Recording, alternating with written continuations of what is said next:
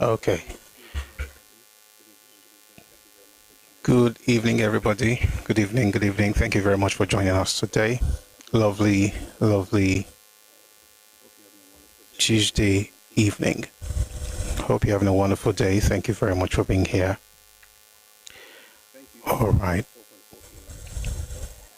Thank you for the 4.4K likes on TikTok. Thank you very much. But please don't stop power tapping. Let's keep liking the live. Also, if you're joining us on YouTube, please like the live and share as well. The same goes for folks on Facebook. Thank you very much for being here. Great to see some people. I'm seeing some folks who haven't seen a bit. Agbakin, good to see you. Thank you for joining us. I saw a number of guys earlier. Panther, it's been a minute. Thank you. HRH, thank you very much. And thanks for the likes as well. Lola, thank you. Awesome. Good evening, everyone. Thank you very much for being here. It's a lovely evening. Okay, today we're discussing Odùduwà is not Abraham. Lamurudu did not exist. And the title is Who Invented Lamurudu? The Real Story of Odùduwà. This is a very, very important topic. And I think we're going to listen to the video together so you hear some of the things that I was just about to say. And a short introduction. This recording is actually a response to a particular video that a number of people sent to me a while back. And so we try to respond to some of the things they brought up in that video. And I think one of the major issues here is it seems folks try to get their own history from outsiders. And when you do that, it doesn't speak well of you, right? Unless of course your elders or your forebears, your ancestors did not, pass down any history. But if they did, then it's important for you to listen to them rather than take what outsiders are saying about you as gospel. So today we're going to be looking at the history of Yoruba people, the truth. We're going to try to dispel some of the myths and falsehoods. Perhaps I shouldn't even call it falsehood, because to be honest, some of these things are just folk tales that some people, cooked up. I don't think they meant anything bad. It's just that it's not true. Okay? And it's important to begin to highlight these things. All right, before we get deep into this stuff, if you're on YouTube, please like the live and share. Thank you very much for joining us. Lovely to have you be part of today's session. And also folks on Facebook, thank you very much for being here. If you're on TikTok, please don't stop our tapping. We're on 4.4K likes. Well, this shouldn't be the highest. Remember that this is Tuesday. I don't usually come on camera on Tuesdays and Thursdays. So that means that we have to like the live even more than we would on a normal day. So it's a beautiful day. So please, let's power tap on TikTok. Thank you very, very much. I'm just going to check the other platforms to be sure we're good, and then we can get right into today's conversation. Okay, it's going to be a lovely, lovely session today. Okay, so I'm going to read the description, and then we'll get into it. Who invented Lamurudu? The real story of Odùduwà. Just a second. Okay, great. Abraham keeps resurfacing, and it is time to address it clearly. Yoruba people are not Israel, and the attempt to merge both histories creates more confusion than clarity. These new claims echo the same patterns seen in British Israelism, Anglo-Israelism, and the Black Hebrew movement, where pseudo-history becomes the foundation for bold fantasies. When you look closely at these theories, the gaps are so wide that anyone who falls into them would have ignored both guidance and common sense. Lamurudu never appeared in Yoruba history until Samuel Johnson made the story popular in 1921. His account quoted Hugh Clapperton, who also quoted Sultan Bello of Sokoto. How can the identity of a people be shaped by the opinions of those who lived far away from Yoruba land and had no ancestral link to the stories they spread? Odùduwà could not have been Abraham, and the Bible itself exposes the impossibility of that claim. In this video, we break everything down and separate fact from the emotional need to create a foreign identity. So here's the video. It's a two-part video, so you might notice a break at some point. But here's the part one. who invented Lamurudu, the real story of Odùduwà. Please power tap and like and share the live, regardless of your platform, while you listen to this. Enjoy this video.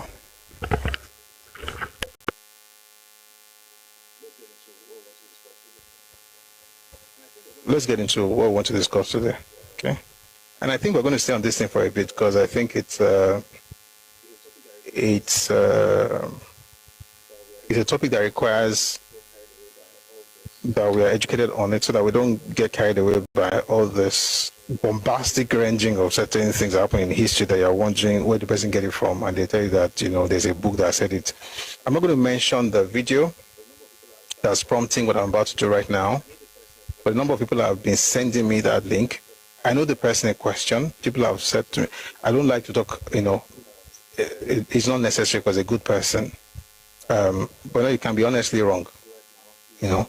So the conversation, what I'm about to do right now, is actually to respond to what the person said without having to play what the person said, because I don't want it to look like an attack. But it's important that we do this so that we don't get carried away with nice sounding things that are not true. So let's begin with this. Somebody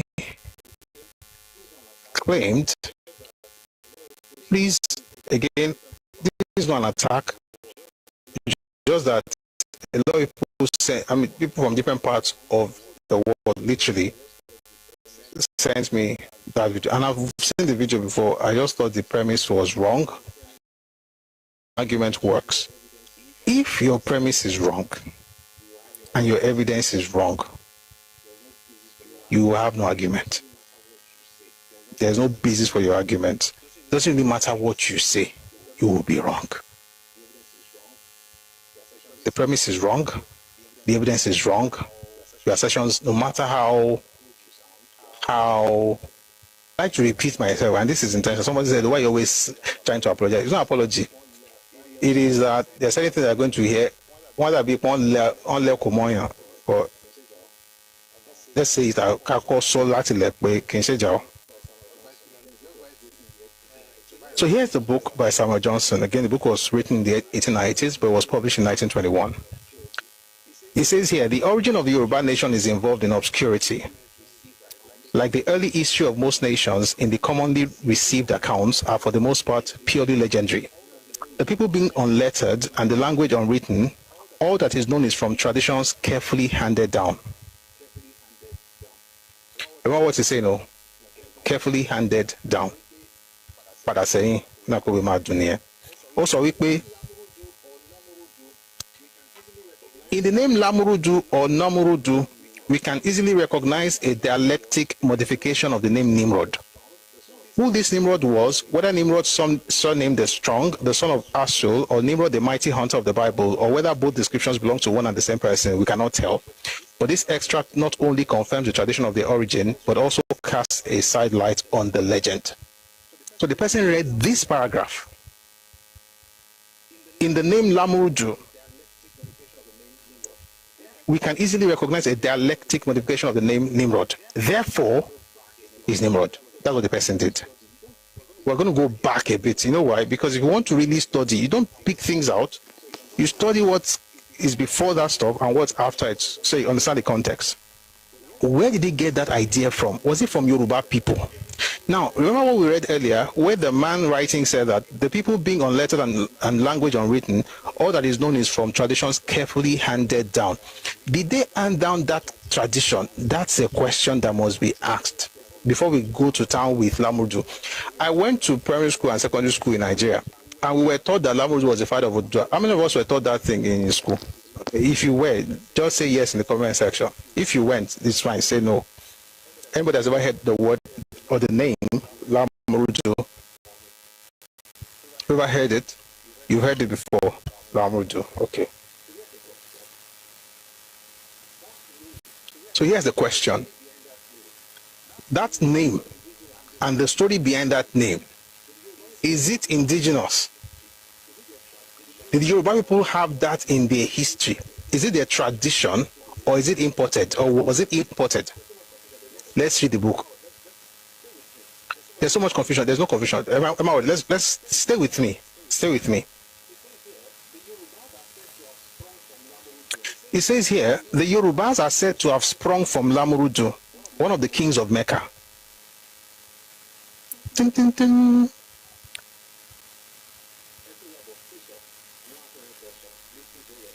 Yabo, please stop. I'm not answering any question. Listen to what we're doing.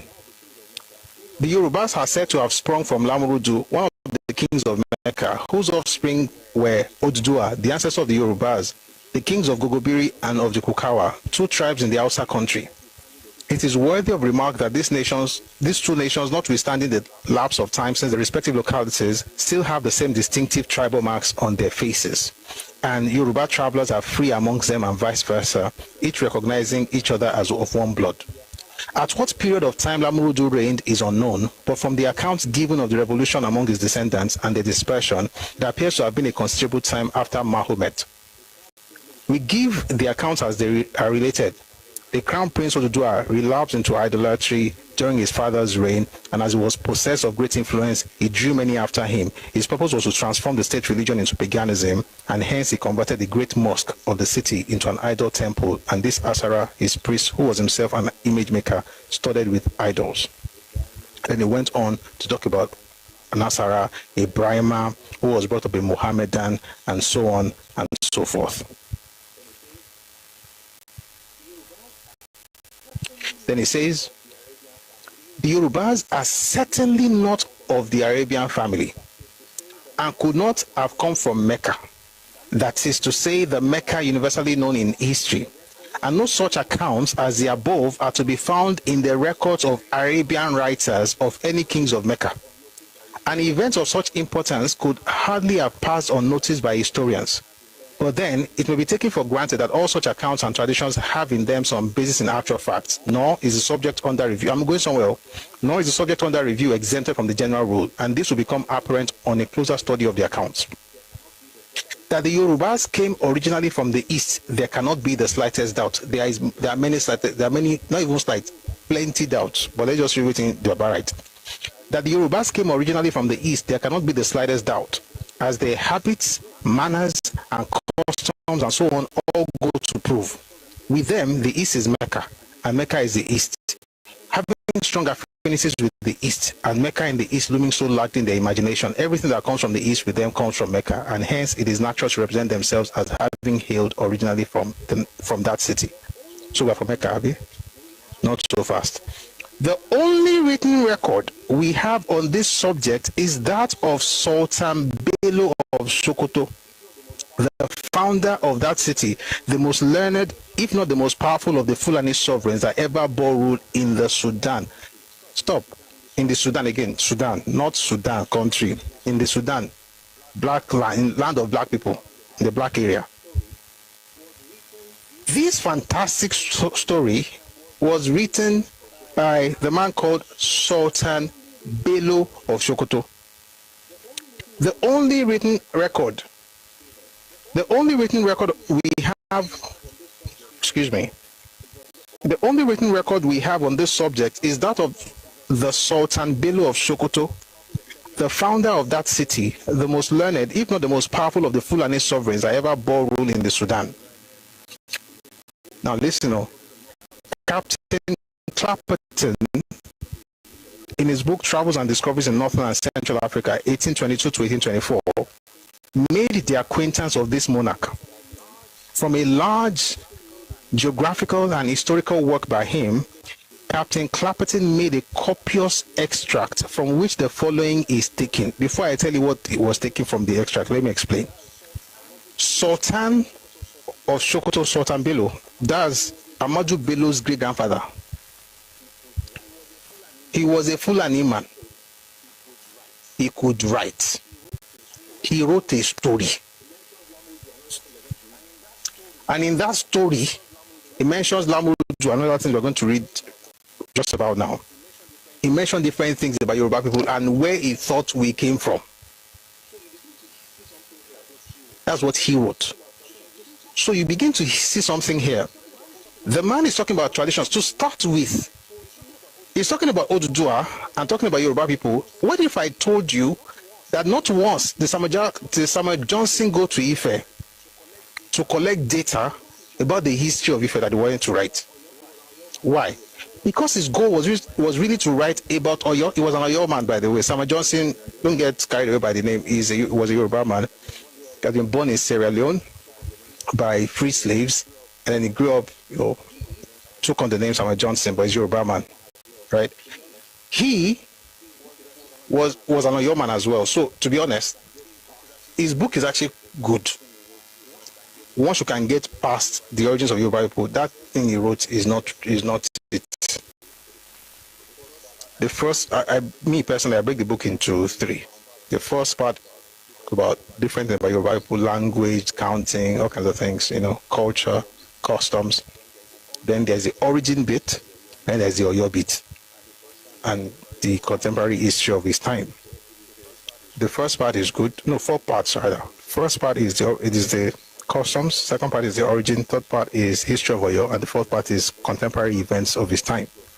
The first is good. The third is good. The fourth is good. The second is off. And that second is a major problem in our scholarship of Yoruba history. And the funny thing is that people don't even tell you that he, by the way, he was gracious enough to mention where this thing is coming from. People will jump as though they travel to Ife and on go microphone sound 11. Egbenusi Mike. Talk about Odùduwà, Lamurudu. Didn't happen. Egbenusi Mike in Ife, Daruko Lamurudu nbe. It's a foreign idea. Let's read a bit more. The only written record we have on this subject is that of the Sultan Bello of Sokoto, the founder of that city, the most learned, if not the most powerful of the Fulani sovereigns that ever bore rulings in the Sudan. Again, I've mentioned what Sudan means. Captain Clapperton then traveled across northern and central Africa between 1822 and 1824. And what did Captain Clapperton did? He got hold of the book by Sultan Bello. And when he was writing his own book, Travels and Discoveries in Northern and Central Africa, he quoted a lot of stuff from Sultan Bello, which Samuel Johnson read. How do I know? You talk and hear. He said, the only written record is from Sultan Bello of Sokoto. Captain Clapperton, Travels and Discoveries in Northern and Central Africa, 1822 to 1824, made the acquaintance of this monarch of Bello. From a large geographical and historical work by him, by Bello, Captain Clapperton made a copious extract from the book that Bello wrote, from which the following is taken. Quote, Yarba, or Yoruba, is an extensive province containing rivers, forests, sands, and mountains, as also a great many wonderful and extraordinary things. In it, the talking green bird called Babaga parrot is found, a country, and sold to the people of Yoruba, who resold them to the Christians. In other words, sometimes you have Hausa slaves brought down from the north, bought by Yoruba people, and then sold to the Portuguese. The inhabitants of this province, Yoruba, Yarba, not to call Y-A-R-B-A, it is supposed, listen to this please. Who is writing here? Sultan Bello. He's quoting Sultan Bello essentially. By the way, he's even in quotes, so it's not even essentially, he's literally quoting him. The inhabitants of this province, Yarba, it is supposed, originated from the remnant of the children of Canaan, who were of the tribe of Nimrod. The cause of their establishment in West Africa was, as it is stated, in consequence of their being driven by Yaruba, son of Catan, out of Arabia to the western coast between Egypt and Abyssinia, present-day Ethiopia. From that spot, they advanced into the interior of Africa till they reached Yoruba, that's Yoruba land, where they fixed their residence. On their way, they left in every place they stopped at a tribe of their own people. Thus, it is supposed that all the tribes of Sudan, again, not the country, everyone, all the tribes of the Sudan who inhabit the mountains are originated from them, as also are the inhabitants of Yaori. Upon the whole, the people of Yarba are nearly of the same description as those of Nufe or Nupe. That's what Sultan Bello wrote. Now let me read what Samuel Johnson is going to say here. In the name Lamurudu or Namurudu, we can easily recognize a dialectic modification of the name Nimrod. Who this Nimrod was, whether Nimrod surnamed the Strong, the son of Asol, or Nimrod the mighty hunter of the Bible, or whether both descriptions belong to one and the same person, we cannot tell. But this extract not only confirms the tradition of their origin, but also casts a side light on the legend. Arabia is probably the Mecca of our tradition. It is known that the descendants of Nimrod, Phoenicians, were led in war to Arabia, that they settled there, and from thence they were driven by a religious persecution from Yarba, their first permanent settlement in Africa. Yarba is the same as the Hausa term Yarba or Yaroba. I'll say this. By the way, if you read a bit down, you see when it was referring to Egypt and stuff. There were subjects of Egyptian conqueror Nimrod and so on and so forth. Here's the point. When the person quoted that portion, it made it seem as though it's Yoruba tradition. But in reality, it's something we essentially took on after we had heard it said about us, especially those who were educated or were exposed. But there's something else he mentioned. He mentioned that Odùduwà was Abraham, and that Lamurudu is the connection, because Lamurudu will be Nimrod. Now, as a young person, I spent some time in Sunday school, and I grew up to teach the Bible as well. So let's go to the Bible. If you're not a Christian here, don't worry. We're reading it to understand people's premise. Genesis chapter 10, I believe.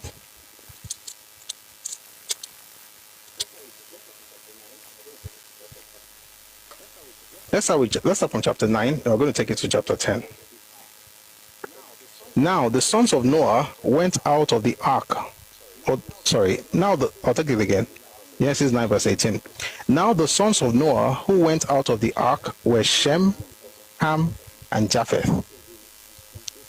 Those names are important.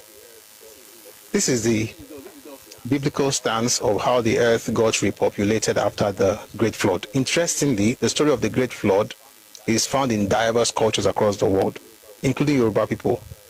Right? If you also had a story of a great flood, a great deluge, so it's common to many groups across the world, right?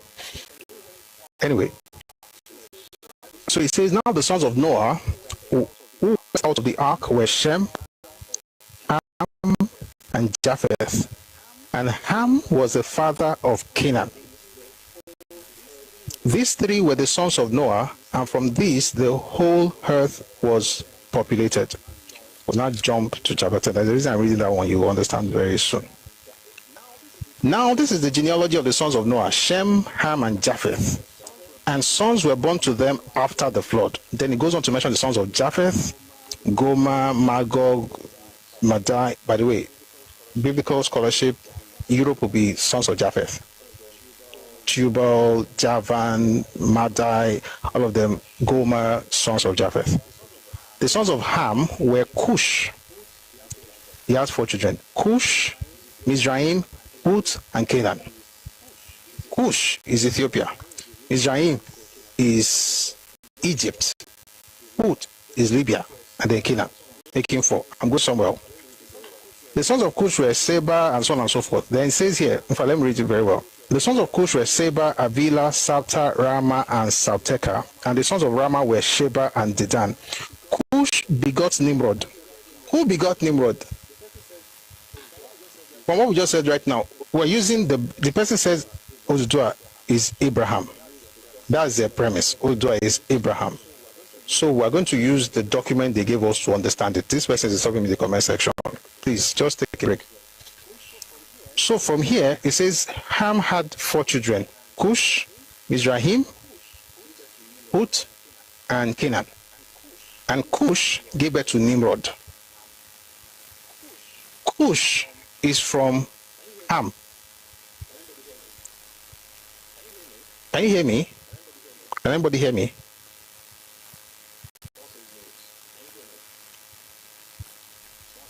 Someone says mute. Can you hear me? Okay. I don't know why the person wrote mute. Okay, thank you.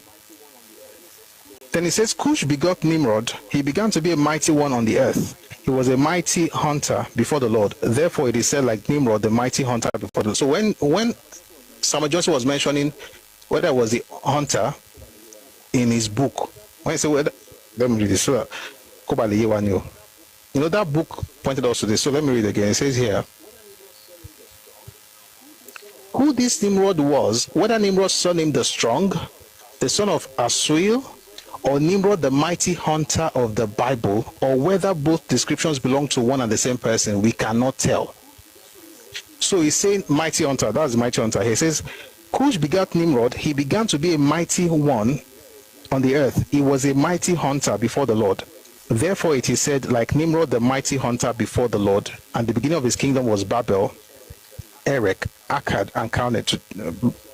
Biblical scholars will tell you, Bible scholars will tell you that Babel will be Baghdad, Babel, Babylon. That will be in the Iraq area. We're not doing Bible scholarship today, we're just going somewhere. Stay with me, please. So our Moti Cush be. Cush gave birth to Nimrod. Nimrod's kingdom began in Babel, Erech, Akkad, and Calneh in the land of Shinar. From that land, he went to Assyria and built Nineveh, Rehoboth, Kala, and so on and so forth. Mizraim, that's Egypt, gave birth to his own children. Canaan gave birth to his own children. Canaan gave birth to his own children. I'm going somewhere now. Verse 21. And children were born also to Shem, the father of all the children of Eber, the brother of Japheth, the elder. The sons of Shem were Elam, Ashur, Arphaxad, Lud, and Aram. The sons of Aram were Uz, Hul. I'll explain everything where they read. We're going somewhere. The sons of Aram were Uz, Hul, Gether, and Mash. Arphaxad begot Salah, and so on and so forth.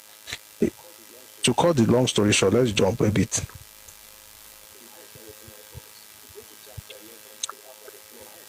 My ex not working, I promise. If you go to chapter 11, it's after the flood. After he begot Arphaxad, Shem lived 500 years, and so on and so forth. Arphaxad begot Salah, Salah begot Eber. Eber lived 34 years and begot Peleg. After he begot Peleg, Eber lived 430 years and begot sons and daughters. Then Peleg lived, and Serug, and so on and so forth. After all this Tirinchi, Nahor lived 29 years and begot Terah. And after he begot Terah, Nahor lived 190 years and gave birth to sons and daughters. Then Terah gave birth to Abraham, Nahor, and Haran. Let me now stop here. I know that was a long read. I'm going to explain. Let's assume for a second that Lamurudu was real. Let's assume Lamurudu was real. Whose son would he be? Or whose son was he? And his father would be whose son of the three sons of Noah? I'll explain. Noah had three sons, Shem, Ham, and Japheth. Nimrod's father was Cush.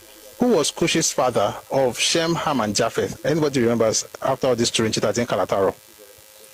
Cush would be the son of Ham. Okay. Thank you very much. Thank you very much. You are with me. So if Nimrod were to be a Yoruba man that became our ancestor, let's assume for a second, although it's not, but let's say he was. He would be the descendant of Cush, who was the son of Ham. Thank you very much. Now, was Abraham a descendant of Ham? I'm sure you must have heard this phrase before. Anti-Semite. They are Semitic people. That thing is actually from the word Shem, the son of Noah. When you hear they are Semitic, anti-Semites, they use a lot in the US. Anti-Semite. You speak against Jews. Anti-Semite. The word Shem, Semite is from Shem, who was the son of Noah. So Noah had Shem, Ham, the son of Cush, who was the son of Ham. Abraham was the son of Terah, who was a descendant of Eber, who was a descendant of Shem. How on earth would Abraham, who was a descendant of Shem, be Odùduwà, who is supposedly a descendant of Ham? How can they be the same person? The answer is they cannot. So even when you use the argument, because people send me messages, is Odùduwà really Abraham? We saw it somewhere. Even if you use the person's text, it is still wrong. Odùduwà cannot be Abraham, because at best they will be cousins. Because again, Noah had 3 sons. A broad Bible world, whatever, map. What's the best way to say how the world was filled is that Shem fathered folks in, like the Jews, the Arabs. Shem fathered them. Japheth fathered Europeans, and Ham fathered Africans. Why? Because of course the 4 names: Cush, Mizraim, Put, and Canaan. They were blacks, essentially. If we are going by the Nimrod or Lamurudu explanation, we will still be descendants of Cush, who himself was the son of Ham, the son of Noah. Abraham is a descendant of Eber, which is why they called him Hebrew. Talk for another day. Eber was a descendant of Shem. How on earth is the descendant of Cush the same person as the descendant of? They will be at best cousins, because Abraham was the descendant of one brother. Odùduwà will be the descendant of another brother. So that will be Ham and Shem. No, they can be. Uncle cannot be nephew. So they will be cousins. All of that to say this. Number one, Yoruba are not from Lamurudu. In fact, let me not even tell you. Let me read it from a book. I'm going to go to one of the books I mentioned earlier, The History of the Yoruba People by Stephen Banji Akintoye. Then I'll tie everything together. I know something sounds very nice. Oh, we are connected to the Jews. If you go back in time, Nimrod, it's not true. I don't want to say not lie, but not lie. By the way, you don't need that connection. I don't know why people need that thing so badly. Like, it's a product of inferiority complex, to be honest, especially when it's not based on truth. Ombo. I'm going to read from, this is such a fantastic portion of this book by Professor Stephen Banji Akintoye. Now, where do we get all this idea of Lamurudu from? In Yoruba scholarship is from Samuel Johnson. Yes, Johnson had gotten it from Clapperton, who had gotten it from Sultan Bello. By the way, if you've ever been to UI, University of Ibadan, that building, that hostel, company Sultan Bello, was named for this Sultan Bello, the great-grandfather or great-grandfather of Ahmadu Bello, the Sadano of Sokoto. He's the one who came up with this fantastic idea. He didn't even ask us. Just sat down where he was and was like, these people must be the people that left this place at this point, and wrote the story. 1822, Clapperton happened on that book. He visited Sokoto. Maybe one day we can even discuss that book. Excuse me. He visited Sokoto, and in writing about North and Central Africa, he decided to quote, as a true scholar, to quote the materials that he had. And the only written document about the origin of Yoruba people was the one written by the Sultan. So he wrote it in his book. Samuel Johnson gets the book and copies it or references it in his own book, and he mentions it, by the way. So I'm not just saying he did it. He said, he told us how he got it. Now, how on earth are you going to use what Sultan Bello wrote as my own tradition? That's his opinion at best. If you want to know where people are from, you ask the people. This man was going to write about Odùduwà. He didn't even visit Ife to ask about Odùduwà, or to ask about how the earth was formed or how your Bible came to be. He just wrote something. To be honest, I'll tell you something interesting. There's something you notice in Genesis if you study that portion. If you read Genesis chapter 1 to chapter 11, there's something you notice with the writer of the book, Moses. Moses was in a hurry to get to Abraham. He was trying to say everything he needed to say. Here, there, here, little here, little there, little here, little there. His focus was Abraham, for good reason, because that's the ancestor. He was trying to get to. By chapter 12, all the history of about 2,000 years was done. He had finished everything from the creation of the earth. In fact, not even 2,000 years, of millions of years, from the creation of the earth to the Tower of Babel. Everything was done in 11 chapters. Chapter 12, Abraham.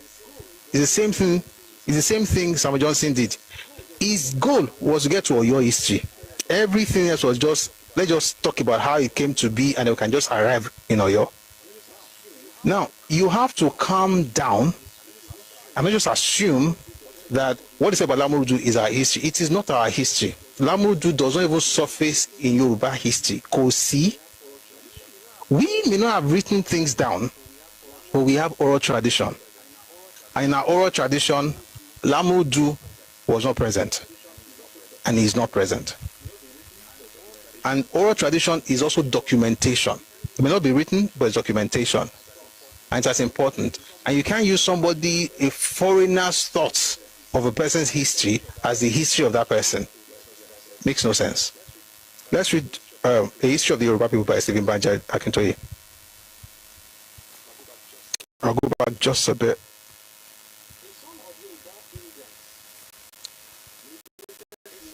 A son of Yoruba immigrants, liberated slaves returning home from Sierra Leone in the 19th century, Samuel Johnson was educated for the service of the church. After elementary education in the Church Missionary Society, CMS Mission School in Ibadan, he was sent for secondary education to the CMS, where he studied from the age of 16 until he graduated at 20 in 1866. He then returned to teach in Ibadan until 1882, after which he repeatedly featured in the peacemaking missions. I'll take that slowly. He then returned to teach in Ibadan until 1882, after which he repeatedly featured in the peacemaking missions seeking to end the wars among Yoruba states in the last 2 decades of the 19th century. That's Kirijo War. The book, The History of the Yorubas, which he started to write in these years, was completed in 1897. That's the one we just read. At the training institution in Abeokuta, he had schooled under a German teacher named Chief Buehler, who, while training his students as church workers, gave them a very solid grounding in ancient history, the history of Egypt, Babylon, Greece, and Rome. From such beginnings, Johnson developed a strong interest in the history and mythology of the Middle East. Moreover, Johnson's Yoruba land of the late 19th century was increasingly affected by the growth of Islam and Christianity, two world-shaping products of the Middle East. In particular, with Islam came the knowledge of Western Sudanese myth. Again, in case you were not here when I said earlier, Sudanese or Sudan doesn't refer to the country we now call Sudan. Everybody was Sudan. West, East, to come up into general. You don't appreciate delineation, right? So it says here, in particular with Islam came the knowledge of Western Sudanese myth and legends through the writings of Muslims of the Western Sudan, including Hausa land, especially some of the writings of Sultan Bello of Sokoto, which contain some Sudanese myth about Yoruba origins. Above all, the 19th century was in Europe the golden age of the study of the history and civilization of ancient Egypt. The ancient Egyptian writings had just been deciphered, and the expanding knowledge of the wonders of ancient Egypt was creating great excitement in the world of scholarship. Why is this important? If you decide to read that book, you will see the part where it was also connecting us with Egypt. Let me quickly say something. Late 19th century, early 20th century, everybody wanted to be from Egypt. And that's why you still see it in Black America today. Egypt is the place where everybody is from, because we was kings and queens. We was all kings and queens. Everybody, because that was the buzzing thing at the time. For the first time, people were, I mean, in the West at least, people were confronted with the fact that Egypt and that it was a great place. So everybody wanted to connect themselves. They were black, you are black. Maybe they became white later, but you know, they were originally black. Somehow we're also from Egypt. We're also connected to it. Everybody wanted to be from Egypt. Egyptology was the rave at the time. So even Samuel Johnson connected us to Egypt. I read that part just a little bit earlier. So he said the ancient Egyptian writings had just been deciphered, and the expanding knowledge of the wonders of ancient Egypt was creating great excitement in the world of scholarship. The writings of the emerging class of literate Yorubas were commonly laced with Egyptian and Middle Eastern references, analogies, and mythology, a practice apparently regarded then as a mark of erudition. In other words, once you begin to say, oh, Kinikon Egypt, Kinikon, you'll be seen as educated. Forget whether there is fact or not. Just connect us with Egypt. We was kings and queens. So he says here, the writings of the emerging class of literate Yorubas were commonly laced with Egyptian and Middle Eastern references, analogies, and mythology, a practice apparently regarded then as a mark of erudition. As a reading of Lagos newspapers of the time will abundantly show, all these influences combined to shape much of Johnson's. The history of the Yorubas, and to account for his linking of all important details of early beginnings of Yoruba history to the Middle East. Thus, Odùduwà became a personage from the Middle East, and Oromiyo's migration northwards to the Niger country. I'll tell that again. Thus, Odùduwà became a personage from the Middle East, and Oromiyo's migration northwards to the Niger country became a journey with the Middle East as its intended destination. Mythology pervades most of Johnson's early history chapters. Trust. His accounts of the history of the places like Oyo and Ibadan, where memories of the disintegration of that empire were still quite fresh, while his accounts of late 19th century Yoruba history were products of his own eyewitness observations of many of the events. I said earlier that when you read that book, The History of the Yoruba by Samuel Johnson, in your mind, for sanity's sake, you have to divide it into 4. The first part, that has to do with Yoruba customs and naming and things like that. Perfect. The second part about Yoruba origins, imperfect. The third part about Oyo history is very good. The fourth part about his own experiences in terms of his contemporary, what happened in his own day, fantastic. But that part about origin is messed up, which is messing up a lot of us as has to do with our culture, because the first written history book for Yoruba people, so we took it as gospel. It's a good book. 3/4 is not bad, right? If you score 3/4, that's still not bad. So he wrote about Oyo, he wrote about what was happening around when he was growing up, and he wrote about Yoruba customs. So, but that his dark origin is ready. And I'm not just the one saying it. Now you're hearing Professor Banji Akintoye say it as well. And you don't have to just hear me say it. Read the book, you understand all these things. So he says here that everything he was writing, especially from his preface, you will see Middle Eastern mythology. But when he wanted to write about Oyo Empire, he collected oral evidence from Oyo and Ibadan. When he wanted to write about what happened in the 19th century, he wrote of his own eyewitness accounts. Right? Fortunately, while much effort was being expended in following Johnson's ideas about the beginnings of Yoruba history, there existed all around us in Ife and other parts of Yoruba land an enormous wealth of traditions as well as evidence in the Yoruba political system and surviving practices and rituals about Odùduwà and his era. Ultimately, a different direction in the study of Yoruba history developed as part of a more scientific study of African history in general, which focused on the indigenous evidence as well as other source material for the reconstruction of early Yoruba history. In other words, what he's saying basically is that over time, we came to now say, if you're going to talk about Yoruba history, we would need indigenous sources, not fantastic ideas from Mecca, East Nigeria, and Sultan Bello. We go to the people, Tony story, and the owners of the story will tell us their story. Consequent upon these efforts, listen to this, please pay attention. Consequent upon these efforts, we now stand able to lay aside with respect the Johnsonian hypothesis about the origins of Odùduwà and of the Yoruba, all who study the history of Ife and of the Yoruba people are now generally agreed that the great political changes which began in Ife in about the 10th century were indigenous in their origin, in their unfolding, and in their dramatis personae. It is on the soil of Yoruba land that Odùduwà was born and raised. It is only in that soil that his roots can be found. It is on the soil of Yoruba land that Odùduwà was born and raised, and it is only in that soil that his roots can be found. There is no Lamurudu in Yoruba history. We already know where it came from. If you want to ask Yoruba, you ask the people, they will tell you the history, and Lamurudu doesn't exist. I know that I was taught that thing in school. Shout out to my Yoruba teachers, they thought it was nonsense, but they didn't know better, so it's not their fault. Now wait till they teach us, but they were wrong. So Aisha doesn't have Lamurudu. That's one. Number two, even if it were to have Lamurudu, Lamurudu still cannot be Odùduwà based on Genesis chapter 9 to chapter 11, where the three sons of Noah are stated and their own descendants as well: Shem, Ham, Japheth.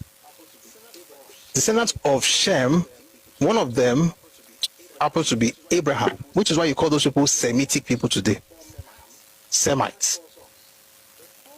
The folks from Ham, he had four sons: Cush, Ethiopia, again, not the country Ethiopia. Ethiopia was larger than that. Mizraim, which is Egypt, Put, which is Libya, and Canaan. And one of Canaan's son, also one of Cush's sons was Nimrod. So even if you say that that's his Lamurudu, okay, let's agree, even though you are wrong. We'll just take it out. You now go to the family tree. Abraham does not exist on the family tree of Ham. He is in Shem. Therefore, he cannot be Odùduwà. Lastly, we won't spend too much time on it today. Maybe we'll have another session to discuss it. If you take our time to read about two things, one is called British Israelism or Anglo-Israelism. It was a movement almost like a cult. What people believed that as Anglo, and it was British Israelism, then it became Anglo in the sense that it spread beyond the Isles of the United Kingdom, right, the British Isles, so that folks in Australia, in Canada, in America, in New Zealand, also believed in that concept of British or Anglo-Israelism, where they believed that they were the lost 10 tribes of Israel. 10 lost tribes of Israel. And they had texts for days to prove it. Wrong way, but it's okay. It's pseudo-history. It's not real history. Pseudo. It's pseudo-history that people now sit on and start shouting that British people are the original Jews. It's called, I think the year was 2000 and must have been 2003. Was it 3 or 4? Thereabout, when I first read of British Israelism. That's why when I started hearing Yoruba and Israel, I was put off. Everything they are saying, maybe they don't even know. It's a repeat of what those guys did. To not make matters interesting, there's another movement called Black Hebrews. You know what? Let's read some things about these two guys. No, Israel is real. Israel is real. No, it's actually real. It's real. But it is not. I'm not from there.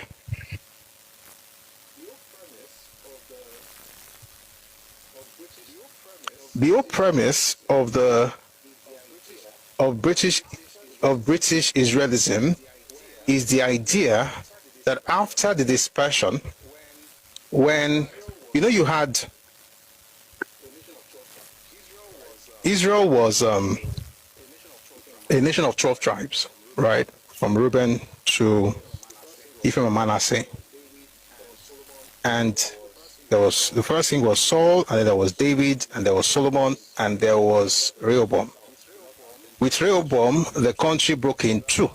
You had the north, the south. The north had 10 tribes, the south had 2 tribes.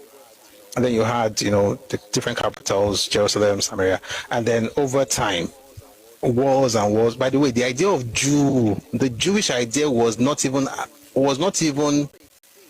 thing until the breakup of Israel into two. There were no Jews. The concept of Jews came after. The folks in the south were the Jews, not the ones in the north. Someone says, is Israel not Jacob?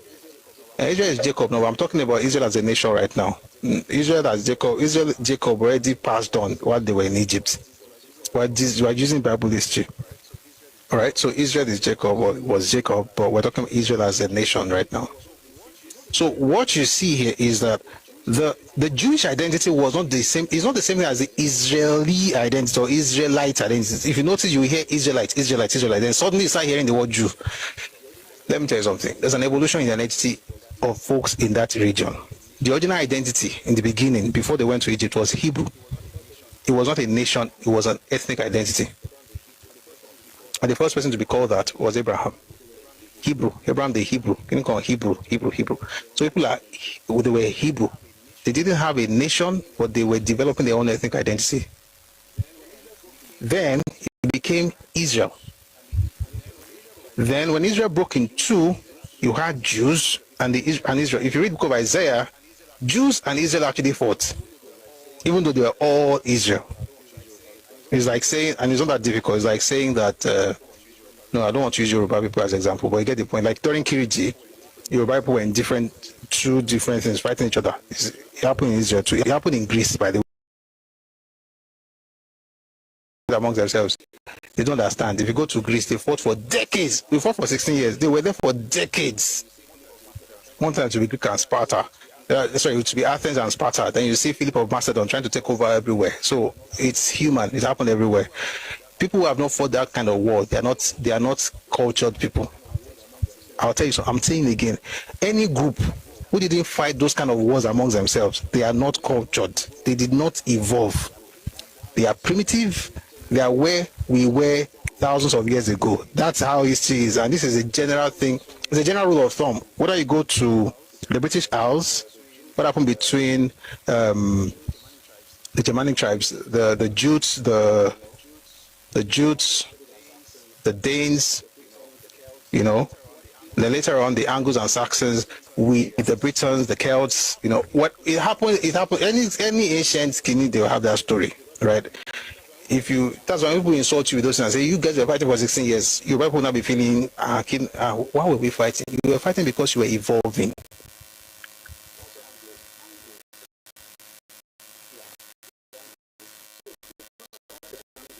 Some say Angles. Yeah, the Angles. So the point I'm trying to make is everybody goes through that phase.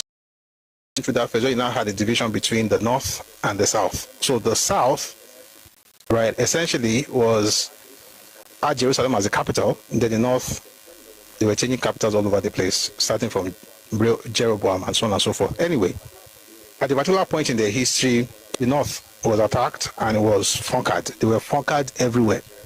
10 tribes. That's where you get the concept of the lost tribes of Israel from. The 10 tribes were conquered. What's conquering Yoruba? Dispersion, right?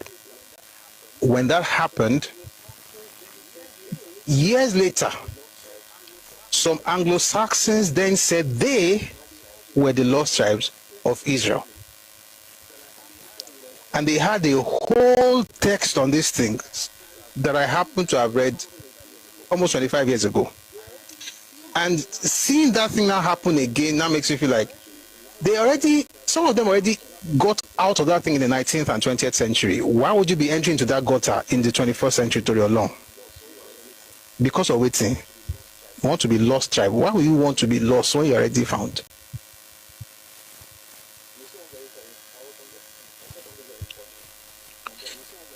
You see one very funny. I saw something very funny. Mumbo, Mumbo.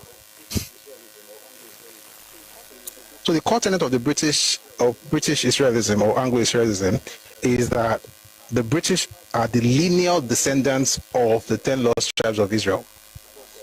And as such, they hold a special divine favor before God. After all, the Israelites were the chosen of God, so they are specially chosen. Okay? They are also connected to the they also believe that the British royal family are descendants of King David, which is quite interesting. It's quite interesting. How could they be the descendant of King David if King David's kingdom had gone to the south? So the perpetuation, as it were, of David's dynasty was in the south, not in the north, because Jerusalem was the seat of power, right? The north was just getting all kinds of people. So you had, after Jeroboam, different people were just reigning. That was where you also had Ahab, and so on and so forth. So if everybody the seat of David, you'll be looking southwards. You'll be looking at the descendant of Solomon and Rehoboam and so on and so forth. You'll not be looking northward. So you are from the 10 tribes of Israel, where your kings are descendants of David. Never mind that the king, the monarch of England, are from Germany, but somehow they are from David. History doesn't care about real history.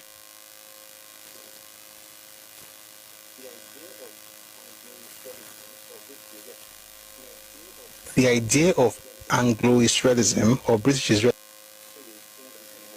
Israelism became very huge between the 18th and the 19th centuries, and it happened primarily because of British imperialism. They looked at what the British did. The British conquered about a third of the world. The British, they were everywhere. It was the empire where the sun never sets. They were all over the world. These guys believed that the reason the British had that kind of power was because they were descendants of Israel. And they were specially gifted to rule the world. Again, you can study these things. You can find articles online. It's just that you have to be careful because some of them are also... but we'll talk about it, go deeper later. So, what you see is atamo. There is no definitive thing called lo sheri. Atamo. This must be this because this was this. It must have been this so that it should be this. There's nothing like this is what it is. There is no clear claim to anything. It's just if it's like this and you really add it to this, it might become like this. If you make it like this, it will become like this. Then it is. That's not how you are. Right? This starts on history. The influence has waned, but they were big. British Israelism, and it made sense to them to think that they were very powerful because, of course, think about it. You had India, you had lots of places in Africa, you have just about even America was under Britain, you had all these places. Surely, you must be the blessed and chosen of God. Even if nobody you didn't write that Bible too, but I mean,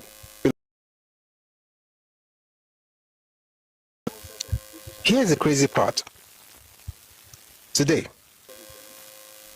the concept of British Israelism is seen as anti-Semitic by Jews because for them, you are taking their identity. Yeah, you can discuss Ashkenazi and Sephardic later, but the point is that they see it as anti-Semitism.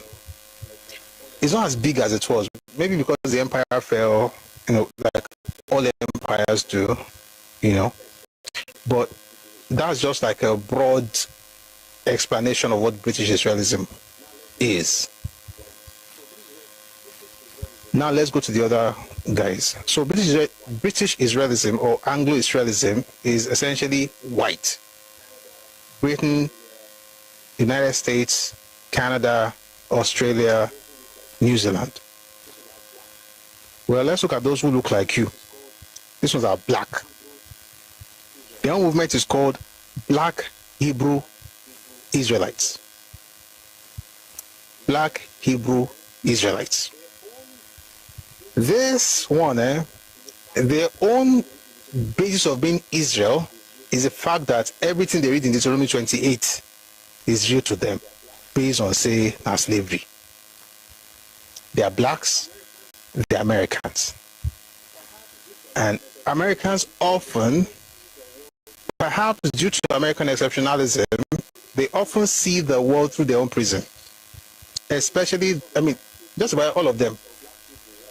So in the case of the Black Hebrew Israelites, or Black Hebrews as they call themselves, they believe they are the children, they are the lost tribes of Israel because the curses in Deuteronomy 28 are evident, or were evident in their lives. I don't want to read those things because the curses are heavy.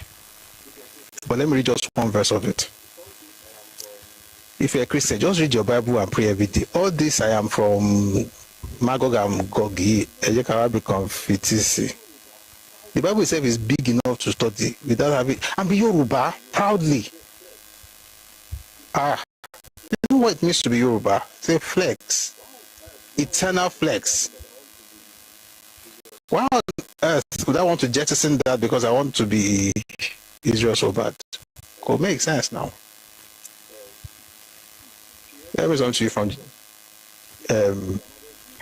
you had Gog and Magog. You climbed Gog and Magog hill in Jos. How now? In fact, this thing is long. But I've been in their meetings, by the way. I've been to places. I've been in their meetings. And I just wonder how on earth. Please listen to me. Deuteronomy 28 from verse 1 to verse 14 is about blessings. From verse 15 to verse 68, it's mostly curses. In fact, it's all curses. Now, when I attend, I've been in their meetings a number of times, and I'll be like, how can you leave out verse 1 to 15 that talks about blessings, and you now did you assume or embrace the curses of verse 15 to 68? Why not the blessings? Let me read the curses that makes them feel that they are the ones that the Bible was talking about. Because when they are in let me read to you verse 64. Then the Lord will scatter you among all peoples, from one end of the earth to the other, and there you shall serve other gods, which neither you nor your fathers have known, wood and stone. And among those nations you shall find no rest, nor shall the sole of your foot have a resting place. But there the Lord will give you a trembling heart, failing eyes, and anguish of soul. Your life shall hang in doubt before you, and you shall fear day and night, and you have no assurance of life. In the morning you shall say, oh, that it were evening, and at evening you shall say, oh, that it were morning, because of the fear which terrifies your heart, and because of the sight which your eyes see. And the Lord will take you back to Egypt in ships. This is the only blessing that those people hold on to. Listen, and Egypt must be there, by the way. We already talked about how Egypt is very, very important in the historiography of Black Americans. No shades, by the way. This is just what it is. And the Lord will take you back to Egypt in ships, by the way of which I said to you, you shall never see it again, and there you shall be offered for sale to your enemies as male and female slaves, but no one will buy you. There are many curses in this thing, but those final, like 64 to 68, is like the basis of their belief.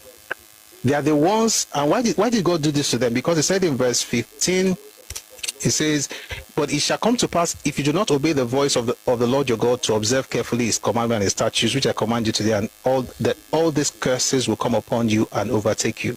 Cursed shall you be in the city. Let me go back to the blessing. It shall come to pass now. It shall come to pass if you diligently obey the voice of the Lord. Let me bless you before we go. I beg. It shall come to pass, if you diligently obey the voice of the Lord your God, to observe carefully all his commandments, which I command you today, that the Lord your God will set you high above all nations of the earth. Amen. And all these blessings shall come upon you and overtake you, because you obey the voice of the Lord your God.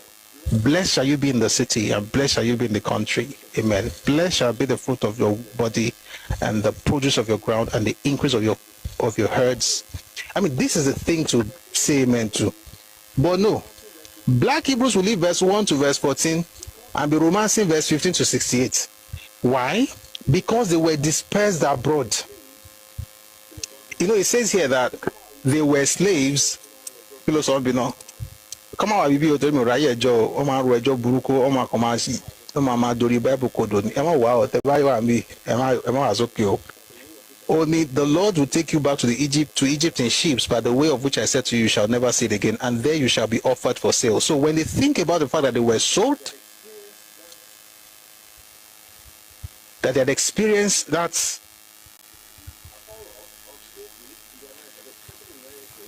horror of slavery in the Americas, especially in the United States, they say to themselves that scripture is talking about themselves. So think about it. British Israelism is about exceptionalism. It's about the blessing. They are first about the curse before they now say, oh, we are the original ones, just that we messed up. That's why we got sold into slavery. So they primarily believe is that, number one, they are the dispersed lost tribes of Israel, and they were sold into slavery because of Deuteronomy 28 verse 68, and it happened because they messed up and they did something against God. And you can say it is true because they were literally sold in America. Time when British Israelism was waning, the Black Hebrew movement was rising, and all of them were also talking about being special. The maddest, craziest part of it is that, not craziest part to be honest, because there are many crazy parts. They think that the white people are Edomites, which is quite interesting because it makes no sense. Bible scholarship says that Europeans are descendants of Japheth. Edom, biblically speaking, were descendants of Shem. Why? Because Edom was another word for Esau, the brother of Israel, Jacob. So how will Israel be from Shem and his twin brother will be from Japheth? You see how Odùduwà, Lamurudu, and Odùduwà, Abraham go she match here. Ben on it when you know she match. When people believe it, I'm like, Edom, the father of the Edomites, is Esau. Esau was a twin brother of Jacob. Both of them were the sons of Isaac, son of Abraham, of Terah, and so on and so forth, to Shem. Europeans are from Javan and Tubal and all of those things, all the way to Japheth. How on earth are you going to call them Edom, when Edom is literally your brother, if you are Hebrew? So they used to say that they are the Kiniko, and the white people are Edomites. And they also do not like Judaism. They make it very clear that they are not Judays. They are not Judays. They are a special breed called by God, and so on and so forth. This is like an overview of these two groups. A few years ago, some of the Black Hebrews, and in my experience, they're the ones who have been pushing, maybe not all, but in my experience, they're the ones who have been pushing this idea that Yoruba people, Igbo people, all over, I've seen the one in Benin Republic, you see documents like this, like, how did they, the time you take to conjure pseudo-history, you might as well just use it for something better, but they tried. Not try. One shot jump and created something. I'm saying all of this to say that what they were pushing, or what they've been pushing for a bit, by the way, there are some people that will tell you that there's government involvement in some of these things in the US, but that's neither here nor there.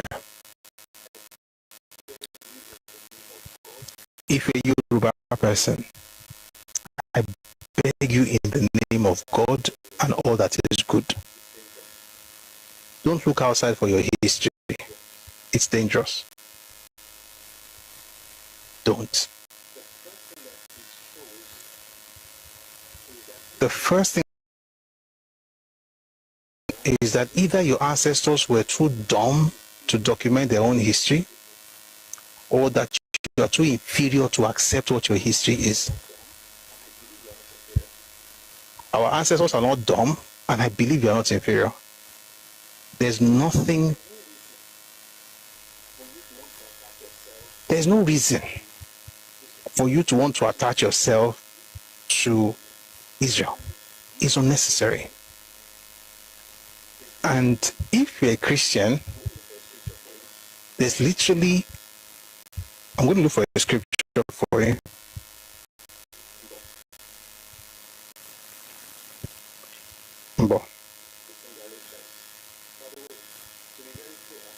It's in Galatians. By the way, to be very clear, I'm a Gentile. Based on, we're going to use biblical terms, I'll be a Gentile. And that's beautiful. Like, I have no problems with it. I want to show you something, Genesis. Dear Lord. Emotions in Galatians. Ephesians, Philippians, Colossians, Thessalonians, Titus. Who did that thing when you were in Sunday school? Matthew, Mark, Luke, John, Acts of Apostles, Romans, Corinth, Garbage. Anyway, let me read to you Galatians 3. It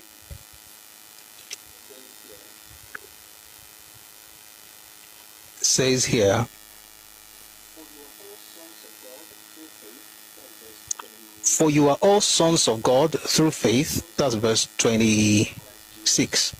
For you are all sons of God through faith in Christ Jesus. For as many of you as were baptized into Christ are put on Christ. There is neither Jew nor Greek. There is neither slave nor free. There is neither male nor female. For you are all one in Christ Jesus. And if you are Christ's, then you are Abraham's seed and heirs according to the promise. In other words, the connection you need to Abraham, according to Galatians 3, is Christ. It's not Israel. And please, I know they will still say it to me. If they say it to me, I might come back and speak on it. I received on this I don't want to talk on, and I've also tried to make sure that I'm not mentioning any group. It's not about the person. It's about, we're going to be doing Yoruba history along. I think we'll be having it. Because when you study your own history sincerely, you'll be challenged. And then you discover that to bring yourself down, when you become a copy of another, it's beneath your dignity. It's beneath my dignity. It's infradig. When you now say, oh, I want to be like Kiniko, is the connection as a Christian. By the way, I'm a Christian, proudly so. The connection that I have with Abraham, according to Galatians 3, is Christ. And I can be a Gentile, I don't mind. I don't have to, I'm good. But I'm Yoruba. And being Yoruba is so powerful. It's so wonderful. The scientific bit of our history is mind-blowing. And we should be exploring that so that we can do more, do better, based on what we see. We talk about history because we want to challenge ourselves to do better, not because we want to say, oh, see what we did back in the day. We'll see what we did back in the day, but we challenge ourselves. If they could do this, then we can do something now. Whether it's in science, or in technology, or in metallurgy, or in material science, or in archaeology, or in arts, or even in religion, or in politics, in statecraft, the kind of things our fathers did in medicine, in pharmacy. You carry those things and want to not be Yoruba. So, going forward from time to time, we'll be having sessions after the news to discuss Yoruba, which is what we're discussing, the evolution of Christianity in Yoruba land. It also makes sense, right? It's important. I've talked about the bead road. China had Silk Road. We had bead road. in the 9th century, and then it became really, really huge by the 11th century. Bead Road. The same way China had Silk Road, we had Bead Road. We'll be talking more about it. Hopefully, with that knowledge, we will not be carried away by, different ideas that come from different places. But with all due respect to everybody, but please, I beg. Oluwatosin. The Jesus that I know is enough. Isitamo is enough. I don't mean that we know everything. No. I'm saying that what we are is enough. And I hope that helps somebody. Okay. So, in conclusion, Abraham is not Odùduwà. And I'm not even gone to the. If you notice, I didn't even talk about the dates. But let's talk about the dates. Let's go and do it in a few minutes. Oluwatosin.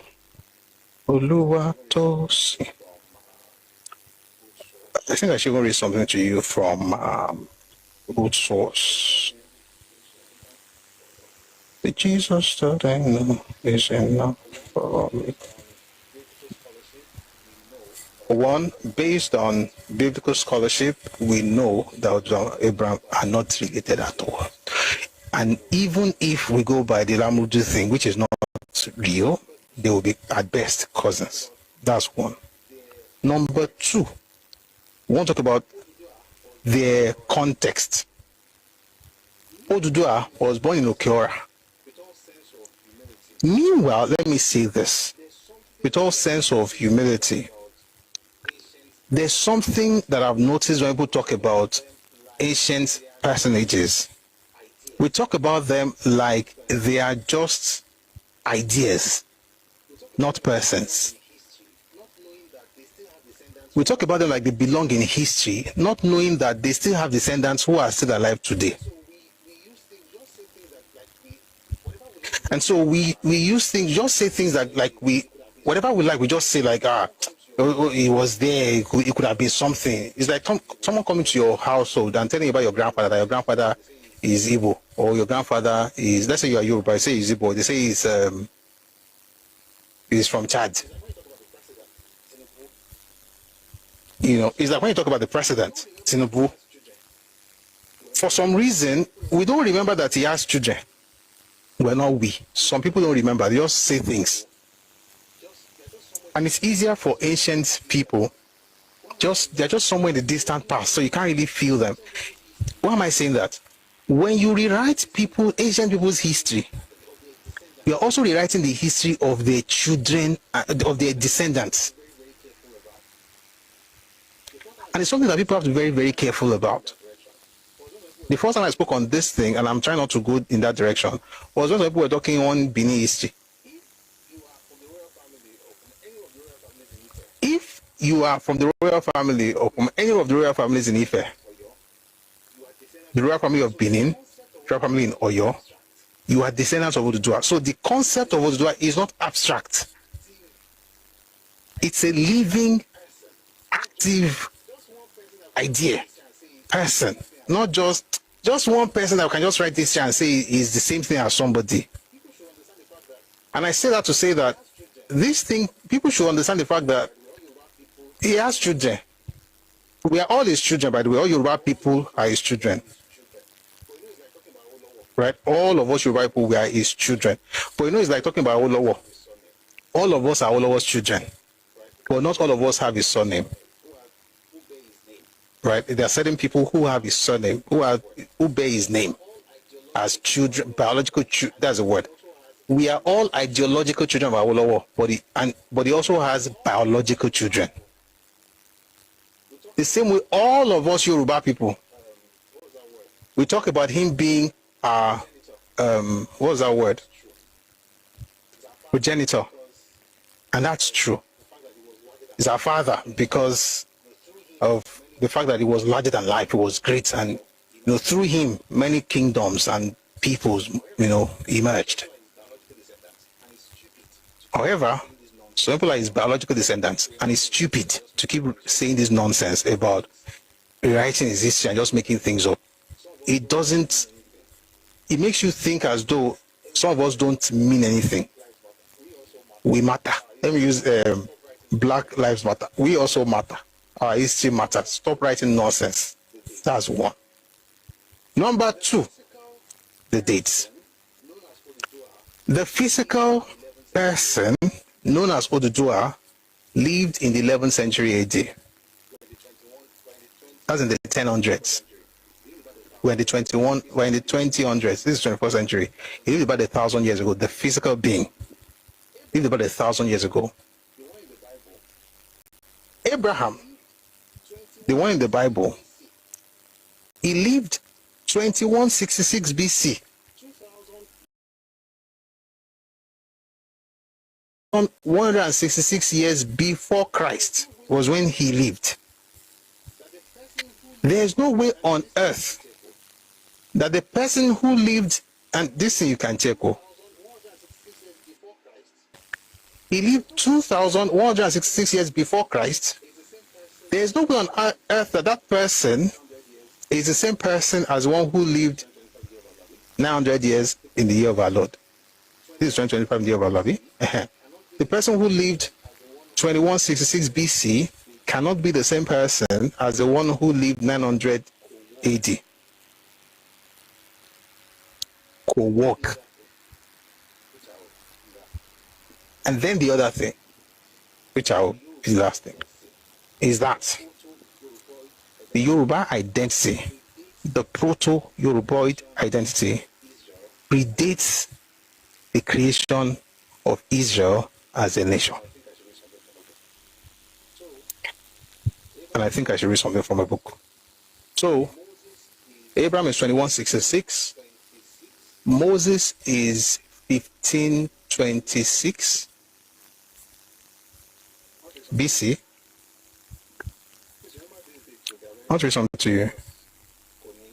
Please remember these dates, so they are very important, or else Koni worry. I'm just going to read very quickly. Maybe we'll have another session.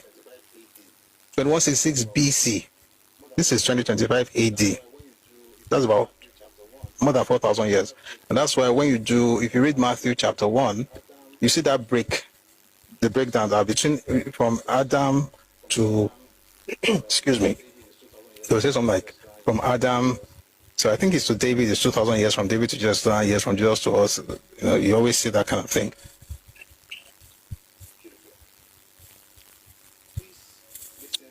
Beautiful.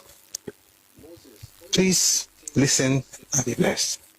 Moses is 1526. Some people will say 1600, some people take it to 1650, but you can say between 1526 and 1650 thereabout. But we can say 1526. You can fact check these things, by the way.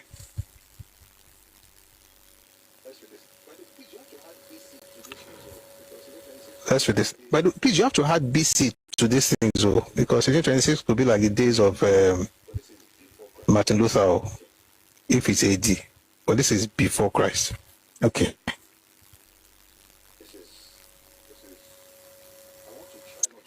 This is. I want to try not to see anything too much after this. What I'm about to read right now is actually. The book is called The Yoruba, A New History by Akinwumi Ogundiran. By the way, he's a professor of history and archaeology. Fantastic teacher. Sat under him a number of times. Fantastic guy. Okay. The various language and cultural forms that are present day and ancestral Yoruba originated from a common ancestral language and epistemological. By the way, his book is very academic, but we'll get there. It says, after all, the various language and cultural forms that are distinctive of the present day and ancestral Yoruba originated from it. I'm rushing.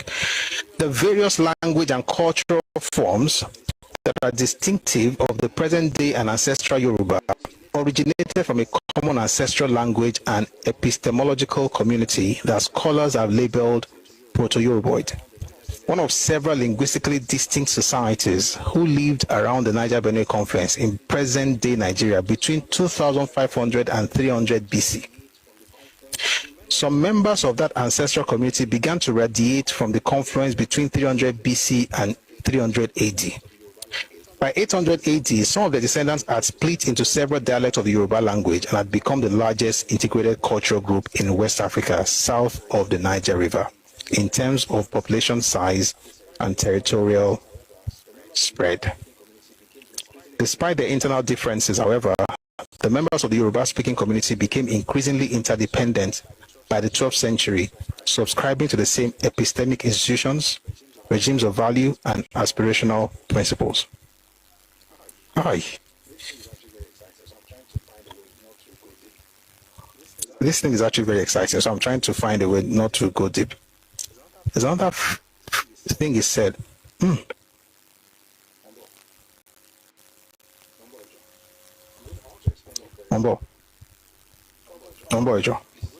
want to explain it very well. 1500 BC. The group that will become Yoruba, the identity was already formed. Around 2500 BC. Now, Abraham, or something like that. Abraham, I said it was 2166. So here's the point. The identity of those that will become Yoruba was formed not in Baghdad, which is that Mesopotamian area where Abraham comes from or came from. Abraham did not come from Africa. He came from that side. And there's no reason for all this. We are all Africa. Now, where he come from that? At the time he came a couple of centuries after the Proto-Yoruboid speakers were already forming their society. And of course, they evolved, right? And so it's important to say that, I'm trying not to explain too much. It's important to say that, by the way, proto means like prototype, model, right? So the first iteration, the first set. Those who gave us our identity were existing, at least in a particular form, not the way we are right now. That's why it's called proto. In a form before Abraham was born. I don't know if you get what I'm saying. If you read this one, it's saying 2500 BC, 300 BC. Around that time, when they were forming Yoruba, or the Yoruba identity, on TB, Father Abraham, as many sons, we actually have Abraham, but that it's not right to now say that, it's the same people. If they had not given birth to Abraham at the time, let's say Abraham was around that time,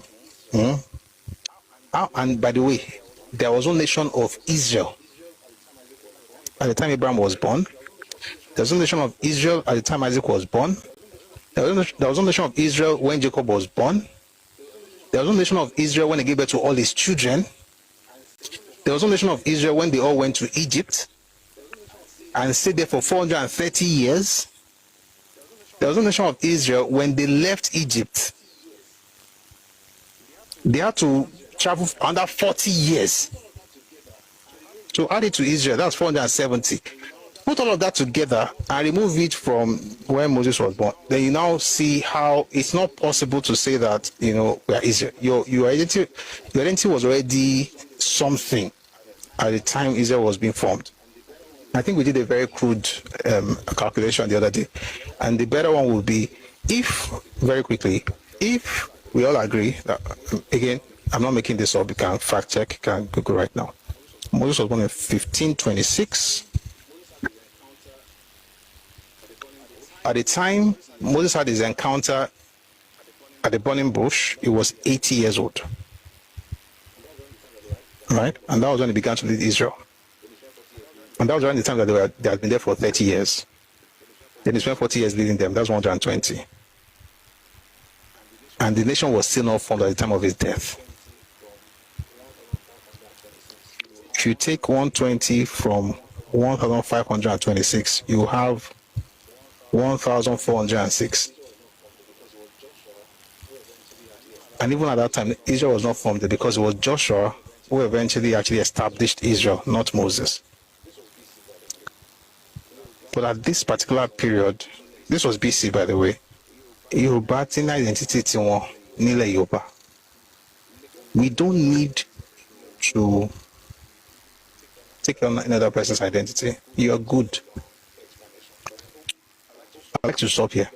It's been a long explanation, but I hope you got something out of it. And if you want to be Christian, be Christian. If you want to be Muslim, be Muslim. If you want to do anything about Abalaye, it's your right.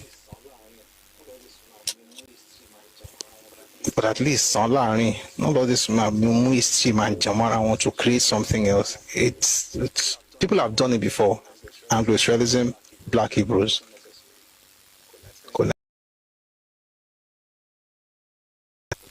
Thank you very much for listening. May God bless you. May God bless Yoruba land. May God bless Nigeria.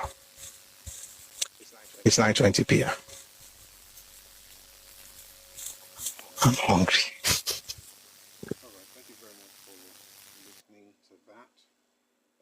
All right, thank you very much for listening to that.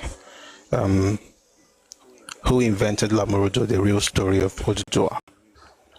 I saw something in the comment section earlier, but I see one person who sent the request. I'm going to bring that person up and we'll see what the person has to say.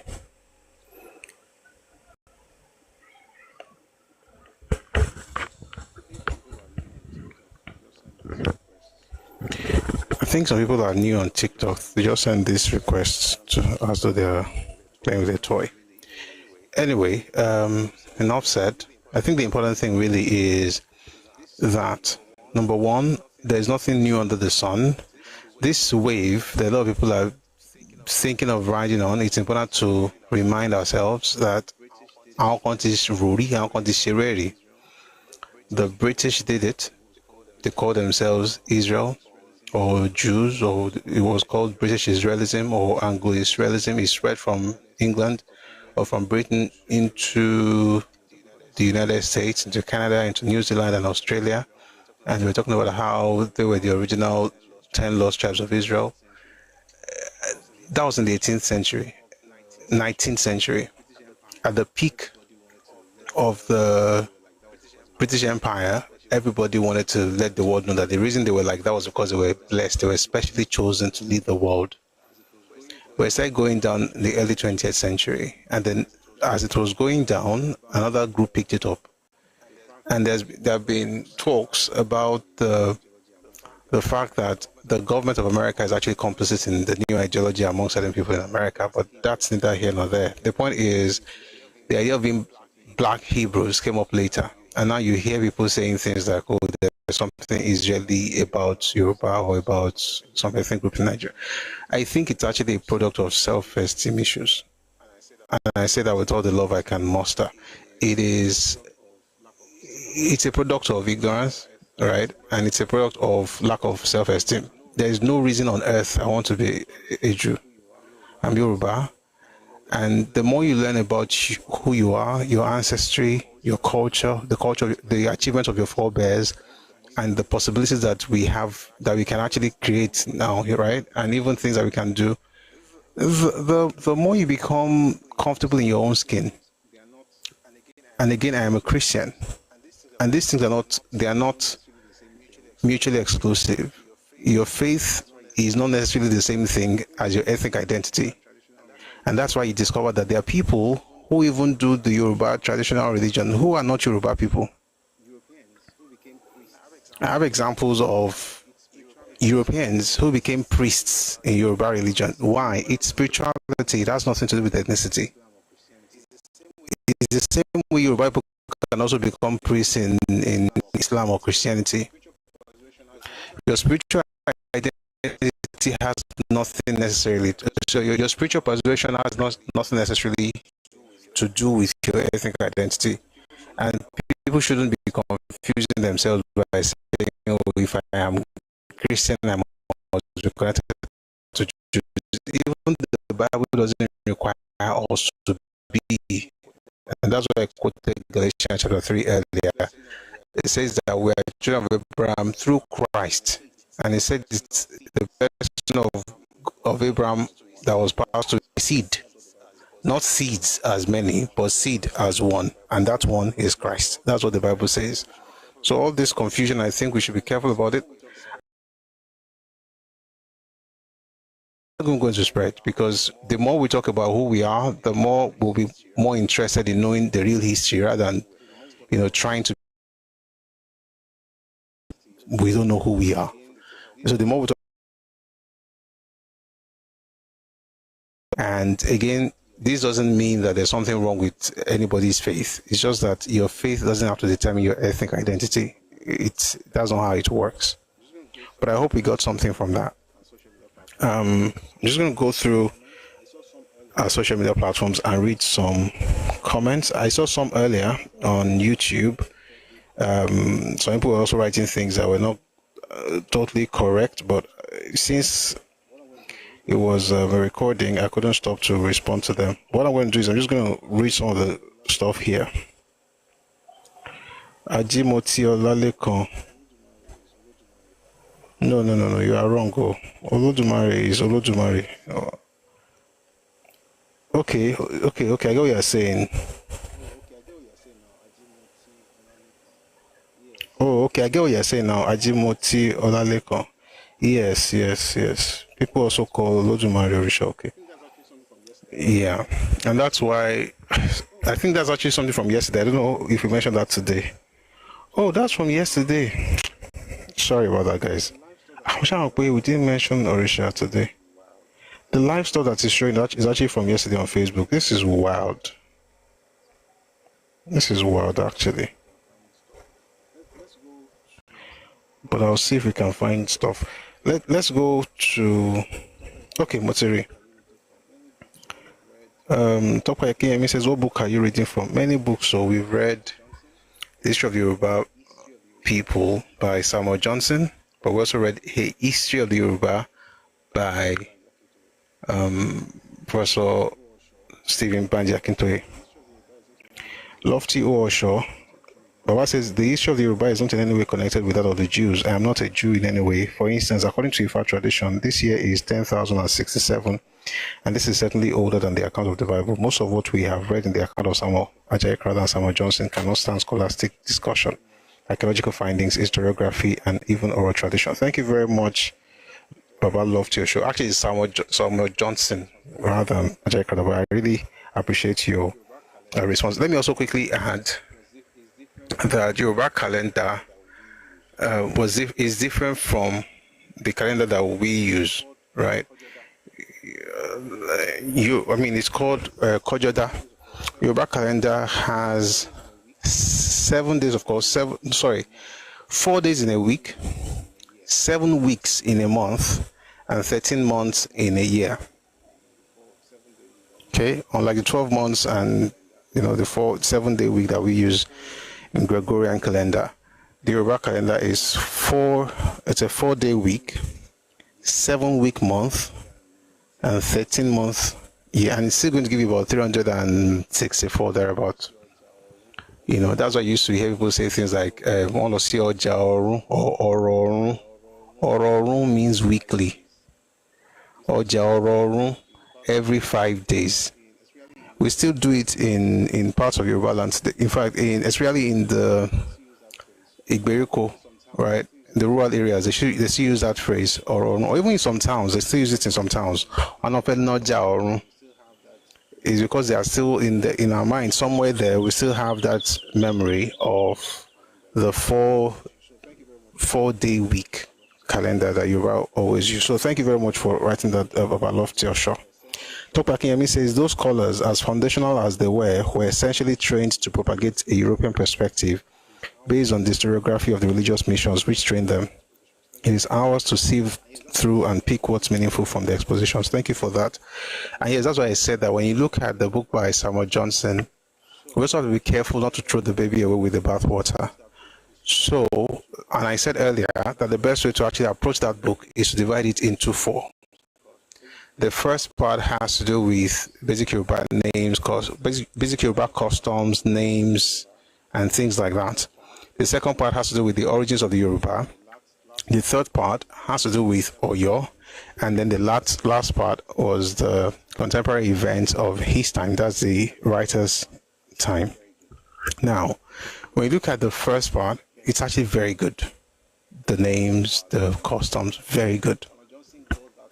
The third part, the history of Oyo, Samuel Johnson got that from Oyo people. So it's good. The fourth part were things that happened when he was already an adult. Things about Kiriji, all those things. He saw those things, was part of the people who brokered peace. So it made sense because he knew what was happening. He was essentially reporting what he saw, like eyewitness accounts. But the real issue is the second part. If you're going to write the second part, which has to do with the origin of Yoruba people, you're going to be mentioning Odùduwà and things that happen in Ife. The right thing to do would have been to go to Ife, just like he went to Oyo to receive stories about Oyo. But he didn't go to Ife to get information about Ife. He was putting things together based on, things that he had read, things that he had heard, but never things that the people themselves said. But that doesn't mean that the book is nonsense. The book is good, but just know that there's a particular portion of it that is not correct. And that's why when you read a history of the Yoruba people by a history of the Yoruba by Banji Akintoye, he said that we now have to set the Johnsonian hypothesis aside respectfully, and we assert that Odùduwà was born in Ife, and all the things that happened in the 10th century, 11th century, the political developments of Ife were homegrown, and it's only on the soil of Ife that you find Odùduwà, like he was born and bred there. There's nothing that has to do with Middle East there. And it's also important for us that if that first book, which was published in 1921, Samuel Johnson himself died in the 1890s, but the book was published much later by his younger brother, Obadiah Johnson. The book was published in 1921. Now, just because something was said then, and you now interrogate what was said. Now, this, by the way, I should say this. If what he wrote, he got from the people, it would not matter when it was written. But if people began to question what he wrote and said, listen, this particular stuff you're saying is not what the people believe, then it's important to ask that, okay, so what do the people believe? And the people believe that he's from Ife, so we should stick to that. That's the better way to learn. Thank you very much for the comments on Facebook. Let's quickly go to YouTube. Mr. Lagunju Emmanuel Adebayo Carson, you say here, Prof, from Matthew chapter 1 verse 7 upwards, talk about 14 generations from Abraham to David, another 14 generations to carrying into Babylon, and from Babylon to Jesus Christ is another 14 generations. Yes, that's what Matthew says. We're looking at the years, right? I was looking at all of this 14, all of the 42 generations, according to biblical scholarship, will still be around 2,000 years. Sorry, around 4,000 years from Adam to Christ. 42 generations, but it's still within 4,000 years. And somewhere, and Abraham himself was born 2166 AD. And what I was trying to say with that, when I mentioned something that relates to what you were saying, what I was trying to explain is that when you read the Yoruba, the New History by Professor Akinwumi Ogundiran, you discover, and by the way, there are other books on this matter. Maybe one of these days, I'm looking at one here, Pre-Colonial Nigeria. Maybe one of these days we'll bring out some of these materials as we discuss more Yoruba history. That the Proto-Yoruboid group, began, they were already a thing. Some books says at 2800 BC. Some say 2500 BC. That was before Abraham was born. Okay, and I think that's what I was trying to make, right? That we have to be careful not to want to be Abraham, because the Proto-Yoruboid group that's the first generation of Yoruba people, were existing before Abraham was born. And Abraham had to be born, for Isaac to be born, for Israel to be born, for Israel to have his children, 12 sons, for those ones to grow to about 70, for all of them to go to Egypt, for them to spend 430 years in Egypt. All those years, there was no Israel. For Moses to be born, for Moses to take him out of Egypt through the wilderness for under 40 years, making 470 years plus the time they spent in Egypt. All these years, there was no nation called Israel. Meanwhile, the first set of people that will be Yoruba were already existing. And this is based on science and archaeology, not based on, hearsay. So the question is, why would you want to kill your identity because of one that came up much later? Because you, for some reason, either you don't know who you are, or you just think that it's better for you to be quote unquote chosen. Who are you? I am chosen. It's not necessary. And by the way, we're not the first people to do that. The British did it, they stopped now. The Black Americans are doing it right now. Hopefully they're going to wake up, because they've been doing it since the 1960s. Right? And I said the incursion around these days, and it has nothing to do with Christianity, just to be clear. But thank you very much for that submission. T-Mac, thank you very much. I'm just trying to read some comments here. It says thank you for the segment of educational people. Thank God. Thank you. Mr. Akadol says, for all the promises of God in him are yes and amen. To the glory of God through us. Amen. All right. So quickly, we'll just see some things on TikTok and then we'll call it a day. HRH says it's equally Africans today as it is African Americans, to be fair.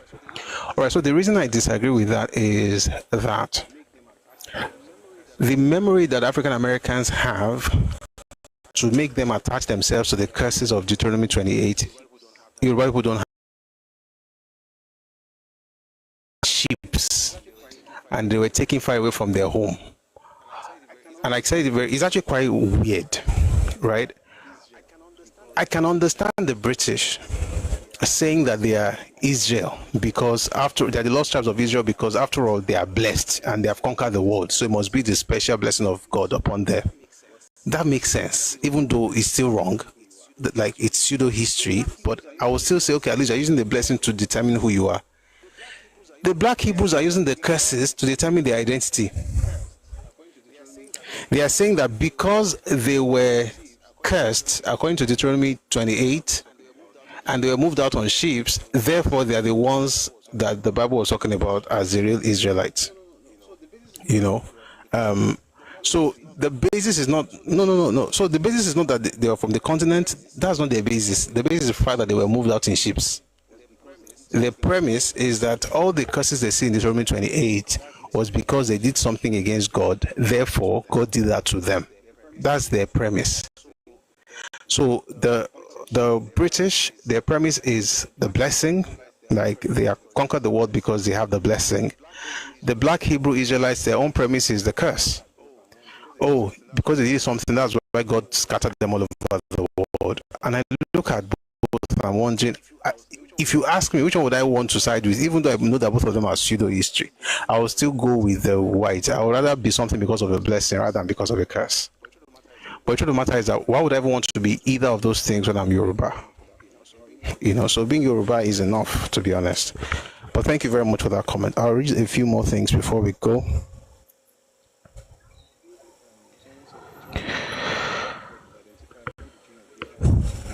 Someone said Deuteronomy 28 verse 16 upward will identify who the children of Israel are. Their signs are everywhere. You guys are looking for signs everywhere. Why not settle down and read your own history? I'll say this: if a Yoruba person, your history, Yoruba people are, and by the way, this is without fear of any contradictions. We are one of the most documented people on the continent of Africa. And I know exactly what I'm saying. There's hardly anything about us that has not been written about. You see some books and you're wondering, what were they thinking that made them write? They've written about everything. Your clothes, your houses, your political structure, your juries, your hairstyle, your occupations, your Everything, your food, laws and customs, everything, your history.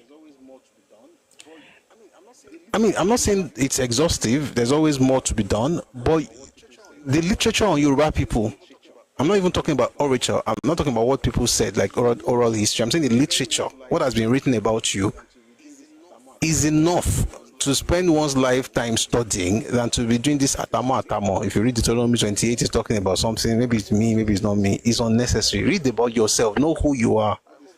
I hope that makes sense to you. Was I don't even know how to pronounce your name. All this thing about, so you have to go and look for the curse in Deuteronomy to know whether it's talking about you. And that's the crazy part. You leave the first 15 verses, you don't see the reason to pick up the blessing. Now the curse you want to use to determine who you are. May God have mercy on you. May God have mercy on you. All right, I think we're good. There's still some things. Well, if I said I want to go back to the things. Okay, so the guy said we are the children of Israel. It is well with you. I don't know why you guys want to be Israel so bad. Sincerely, there's a crisis of identity. And it's literally connected to inferiority complex. But by the grace of God, as we have these sessions, we'll be talking more about who we are as a people for the primary reason of actually understanding where we are from. And there's no way you're going to learn those things and you'll not be proud. I don't mean pride as in, what's the word now? Arrogance. I'm talking about pride in terms of self-confidence. You just know that, man, this is who I am. And that's what we should be telling our children. That's what we should know ourselves, rather than all this Israeli conjectures. It's unnecessary, to be honest. And the world doesn't respect people like that. All right. Thank you very much. It's been a nice session today. I want to thank everybody. JD says Yoruba history needs no vehicle. It doesn't. It doesn't. And if you're a Christian, I'm a Christian. We don't even have to be Israelis or Israelites or Jewish to get the blessing of Abraham. Galatians 3. You are the seed of Abraham through Christ, not through Isaac. All right. Thank you very much for this interesting session. We're going to be here tomorrow, and we did something today, and I think we're going to do that again tomorrow. So we played the music before 4, and a few minutes after 4, we went live. So that's what we're going to do tomorrow. We're not going to start playing the music at 4 anymore, because I want to make sure that we're ending the live, earlier. Yesterday we ended around 10 p.m. That's too late for me. So we'll start as early as possible so we can finish as early as possible. All right, but thank you very much. Tomorrow we're going to continue with our series, The Evolution of Christianity in Yoruba Land. We've talked about what happened 500 years ago with the introduction of Christianity. We're going to listen to that maybe on Thursday. But for tomorrow, so we've talked about what happened 500 years ago. We've talked about the early missionaries, the Sierra Leonean returnees, the ex-slaves and the slaves, and how they helped in spreading Christianity. Then we stopped yesterday at cultural activism, how they began to push back on the idea of jettisoning their culture just because of their faith. In other words, they had to create a delineation or a demarcation between their faith and their identity. So we can be Christians and still be Yoruba. We don't have to be Europeans or English because of Christianity. And I think it's about to hear these things, because I think a lot of people are going through that issue right now. In the Nigerian context, you have to be detribalized. You have to love your neighbor in the name of losing who you are because you want to prove that you're a Christian. That's nonsense. All right, but it's important that we learn these things. There's something that our parents did. They were able to stand up for themselves and say, listen, we're going to be Christians, but we're still going to be Yoruba. All right, and then we also talked about how they were able to demystify some things in their quest for knowledge. And we said yesterday that some people would demonize everything that's cultural. That's from one hand, on one hand, everything that's cultural is demonic. But on the other hand, some people have mystified everything cultural. So if it's cultural, it must be spiritual. It must have something to do with mysticism. Both are wrong, right? So whether if you're a Christian or Muslim, most Christians, many Christians, let me say that word, many Christians and Muslims think everything everything cultural is demonic. Many traditional worshippers think everything cultural is mystical. Both of them are wrong. A lot of things that are cultural are just cultural. They are scientific. Some of them are science that you are looking at and you think is jazz. But how do we understand those things if we don't study them? So how they got into all of those things will be our conversation tomorrow at 4 p.m. Ife time, West African time. So please join us. We're going to start early and hopefully we'll finish early as well. So thank you very much for being part of today's session. It's been and thank you for the gift, T Majek on YouTube. Thank you very much for that gift. I really appreciate it. God bless you. All right. So thank you everyone for being part of today's session. We're going to continue tomorrow, and tomorrow we have some books to read. So please don't come late. We have some things to actually delve into, and I'm sure you're going to have a great time studying together after the news. All right. Okay. Before we go, we're going to listen to our anthems like we always do. And by the way, if you want to support what we're doing here, we need all the help we can get. Kindly, I'm going to put up an account number later as the music plays. Please use that to support what we're doing. We have the sessions every weekday, Monday to Friday, 4 p.m. Ife time, West African time. So please support what we're doing. God bless you. And we'll keep pushing this thing. Someone says, I am shocked to realize that the Igbos alone are confused about that. Not the Igbos alone are confused about their own history. To be honest, a lot of us grew up hearing that there's someone called Lamurudu. A lot of us grew up hearing that, so it's going to take a while to even understand the fact that that person has nothing to do with Odùduwà of Ile-Ife. That Odùduwà is not from Mecca, that is from these little things. It's something that I've spoken to a professor, believe it or not. Last year, I had a conversation with a professor of history. A professor of history. Who was he trying to talk about the Lamurudu thing? So I think the way it works is maybe they stopped reading or they just stopped caring about the research being carried out. Because I was like, really? So meanwhile, there's a ton of work, right, of things that have been done since 1921 to properly explain exactly where we're from, whether from the scientific perspective or from the mythical perspective or from historical perspective. And all of those things actually, they align. And they align too much to still hold on to some Lamurudu Middle Eastern origin. All right, so all of us will keep learning these things. And by the way, what I've noticed, in my own experience, whenever I speak with people, particularly those who are not, mostly from the UK or the US, mostly from the US actually, there's a kind of respect they have for you when you tell them that. I remember one say, "Oh, all of us are Israel." I said, "No, I'm from Ife. I can trace my ancestry. More than 1,000 years. I'm from Ife. My root is in Ife. I have nothing to do with the Middle East." There's a kind of respect they have for you because you feel you are enough. That sense of self is something we have to recapture. Or maybe even capture for the first time for many people. We're going to get into some of these things as we have these sessions to learn together and all understand exactly our history.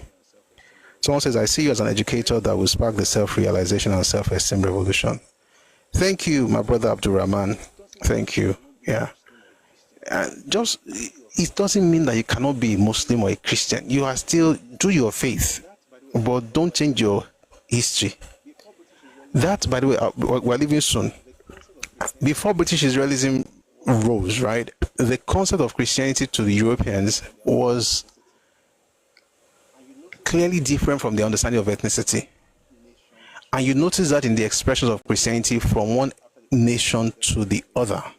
And it became very glaring after the Protestant Reformation. By the time you start having Lutheran Church, Church of England, you start noticing that somewhere, somehow, the culture of the people reflected in the practice of their Christianity, which is why the more you study that and you study what your Bible have done with Christianity, you discover that it is remarkably and markedly different from what was brought to us in the 1800s.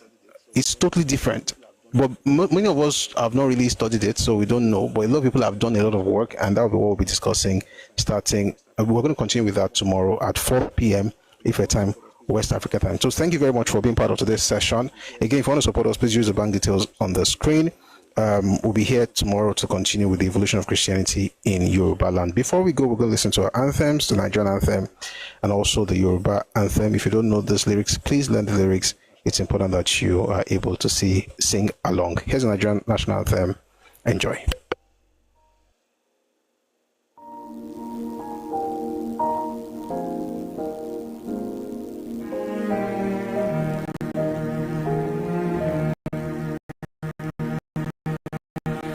Nigeria,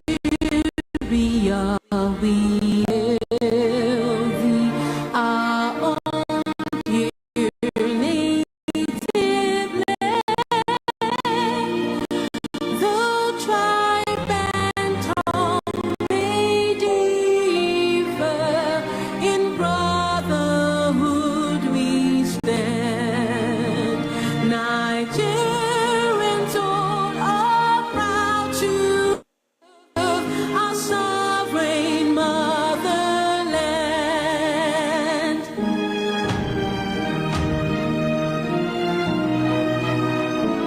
Our flag shall be a symbol that truth and justice reign.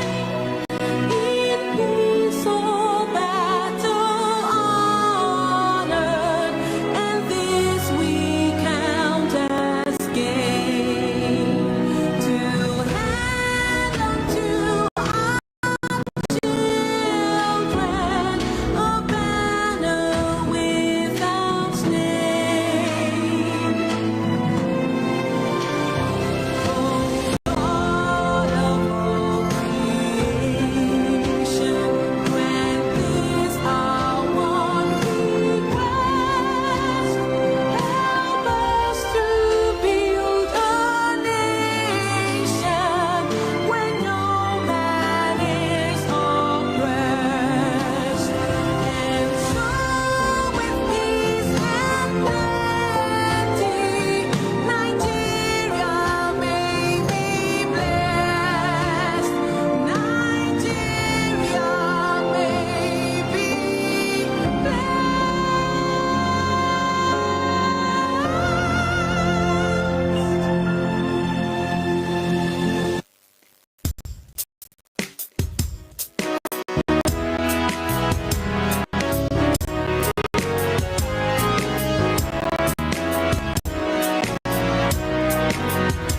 Iṣẹ́ wa fúnlẹ̀ wá, fún ilẹ̀-èdè wa. Kàgbéga, kàgbéga, kàgbéga fáyé rí. Ìgbàgbọ́ wa ni pé bá ti bẹ̀rù làbọ̀ mọ́. Ká ṣiṣẹ́, ká ṣiṣẹ́, ká ṣiṣẹ́, ká jọlá. Ìṣọ̀kan àtòmìnira ni ẹ jẹ́ ká máa lépa. Tẹ̀síwájú fọ̀pọ̀ ire àtòhun tó dára. Ọmọ ògbàmídé, bọ́ sípò ẹ̀tọ́ rẹ. Ìwọ ni ìmọ́lẹ̀ ògo adúláwọ̀. Àwa ni ìmọ́lẹ̀ ògo adúláwọ̀, ìmọ́lẹ̀ wọ̀ ní wọ́kùn lágbára Ọlọ́run. Nǹkan tó bá dáwọ́ lé máa yọrí sí rere. Ilẹ̀ Yorùbá ò ní bàjẹ́, Nàìjíríà náà ò ní bàjẹ́. May we make progress in everything that we do. Chief D, I see, but I understand in the comment section, but I don't know what you said before then. So I'm not able to respond to you appropriately because I don't know exactly what you meant by that. But thank you very much for being here, everyone. Do have a lovely evening. I'll see you tomorrow at 4 p.m. Ife time, West African time. Odaro, God bless you.